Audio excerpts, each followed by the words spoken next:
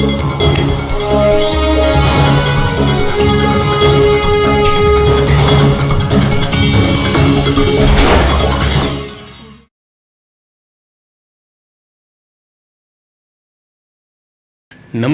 कृति भूमि news में आपका स्वागत है। देखिए आज के टॉप 11 समाचार। क्या मार्शल आर्ट्स के फाइटर्स से भिड़े थे भारतीय जवान? क्या चीन ने बॉर्डर पर मार्शल आर्ट्स के फाइटर्स को तैनात किया था? समाचार एजेंसी AFP की रिपोर्ट के मुताबिक चीन ने झड़प से पहले ही चीनी सेना के साथ भारतीय सीमा पर पर्वतारोहियों और मार्शल आर्ट के फाइटर्स को तैनात किया था। इसके बाद ही भारत और चीन के बीच गलवान घाटी में हिंसक झड़प देखने को मिली थी, जिसमें 20 भारतीय जवान शहीद हो गए थे। Mount Everest Olympic torch relay team के सदस्यों को पहाड़ों पर चढ़ाई करने की जानकारी होती है। इस टीम के सदस्य पहाड़ों पर आसानी से और तेजी से चढ़ाई कर सकते हैं। इसके अलावा मार्शल आर्ट फाइटर्स बिना हथियारों के लड़ने में माहिर होते हैं। सामने आए कोरोना के 3 नए लक्षण। बार बार उबकाई आने पर भी अब करवाएं टेस्ट। कोरोना वायरस संक्रमण की बढ़ती रफ्तार के साथ उसके नए लक्षण भी सामने आ रहे हैं।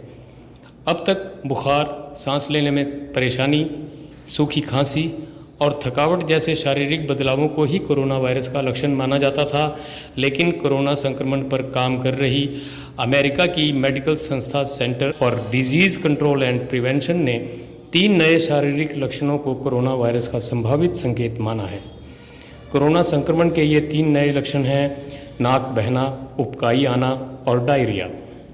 हार्वर्ड के डॉक्टर आशीष झा बोले, कोरोना में रेमडेसिविर और डेक्सामेथासोन ही प्रभावी। हार्वर्ड ग्लोबल हेल्थ इंस्टीट्यूट के निदेशक डॉक्टर आशीष झा ने कहा कि कोरोना के खिलाफ मौजूदा लड़ाई में इन 2 दवा के अलावा कोई भी प्रभावी नहीं है।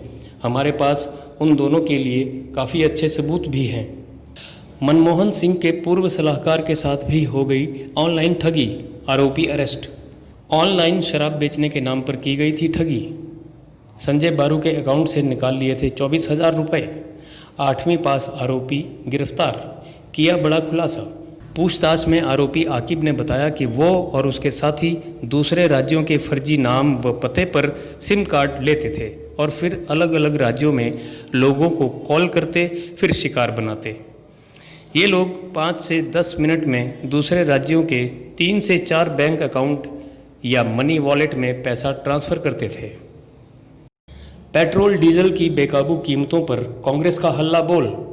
आज देश भर में विरोध प्रदर्शन। पेट्रोल डीजल के दाम में ऐतिहासिक बढ़ोतरी हुई है। पिछले 23 दिनों से लगातार बढ़ रहे हैं दाम, जो आम आदमी की जेब का भार बढ़ा रहे हैं, जिसके विरोध में आज कांग्रेस करेगी विरोध प्रदर्शन। चीन को लेकर राहुल गांधी के हमलों पर क्या कहा अमित शाह ने? कांग्रेस नेता राहुल गांधी का भारत चीन सीमा विवाद और कोरोना वायरस पर अपने ट्वीट के जरिए प्रधानमंत्री नरेंद्र मोदी को सरेंडर मोदी बताने पर गृह मंत्री अमित शाह ने कहा है कि इस समय ऐसे बयान नहीं देने चाहिए जिससे चीन और पाकिस्तान को खुशी हो। उन्होंने कहा, पार्लियामेंट होनी है, चर्चा करनी है तो आइए चर्चा करेंगे, मगर जब देश के जवान संघर्ष कर रहे हैं, सरकार एक स्टैंड लेकर ठोस कदम उठा रही है, उस वक्त पाकिस्तान और चीन को खुशी हो, इस प्रकार के स्टेटमेंट किसी को नहीं देने चाहिए। मानसून में वायरस का खतरा ज़्यादा, डेंगू और मलेरिया के भ्रम में न पड़ें। ज़्यादा तापमान और धूप में वायरस का असर खत्म होने के अनुमान गलत साबित होने के बाद अब मानसून में संक्रमण ज़्यादा फैलने की आशंका जताई जा रही है। अभी तक चिकित्सीय अध्ययनों में यह स्पष्ट नहीं है कि कोरोना बारिश या ठंड में ज़्यादा फैलता है, लेकिन केंद्र सरकार ने मानसून को देखते हुए प्रभावित राज्यों को सतर्कता की सलाह दी है। बुजुर्गों और बीमारों के बाद अब युवाओं को भी तेजी से चपेट में ले रहा है वायरस। बुजुर्ग और बीमार लोगों के बाद अब कोरोना की चपेट में आने वाले युवाओं की भी संख्या तेजी से बढ़ रही है। इसमें ऐसे युवा ज़्यादा हैं जिनमें संक्रमण के लक्षण नहीं पाए जाते, लेकिन ये दूसरों में बीमारी फैला रहे हैं। अमेरिका के एरिज़ोना में अब तक आधे संक्रमित 20 से 44 वर्ष तक के युवा हैं। फ्लोरिडा में मार्च में 65 वर्ष की उम्र वाले अधिक चपेट में आए थे, लेकिन अब उम्र का औसत 35 हो गया है। 8 राज्यों में पहली बार सबसे ज़्यादा मरीज मिले, जांच भी सबसे अधिक। महाराष्ट्र, तमिलनाडु, तेलंगाना, कर्नाटक, आंध्र प्रदेश, गुजरात, केरल और पांडुचेरी में 24 घंटे में सबसे ज़्यादा मरीज मिले हैं।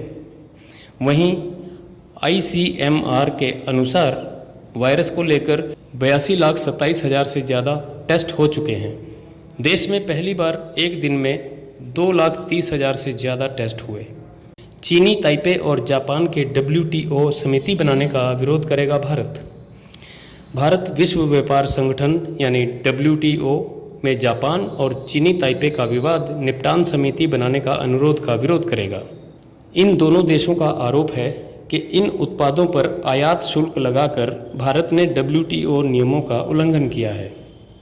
हिंदू नेताओं की सुरक्षा में जुटे मुलाजिमों को अलर्ट रहने के निर्देश। दिल्ली से खालिस्तान लिबरेशन फ्रंट KLF के 3 आतंकवादियों की गिरफ्तारी से मिले महत्वपूर्ण सुराग के बाद पंजाब के हिंदू नेताओं की सुरक्षा कड़ी कर दी गई है। बने रहिए कृति भूमि न्यूज़ के साथ। अपने आसपास एवं देश विदेश की गतिविधियों की जानकारी के लिए चैनल को सब्सक्राइब करना न भूलें। साथ ही बेल आइकन को क्लिक करें और अपडेट रहें हमारे साथ। कृति भूमि न्यूज़ की विशेष पेशकश, आपकी नज़र हम पर, हमारी नज़र सब पर। धन्यवाद।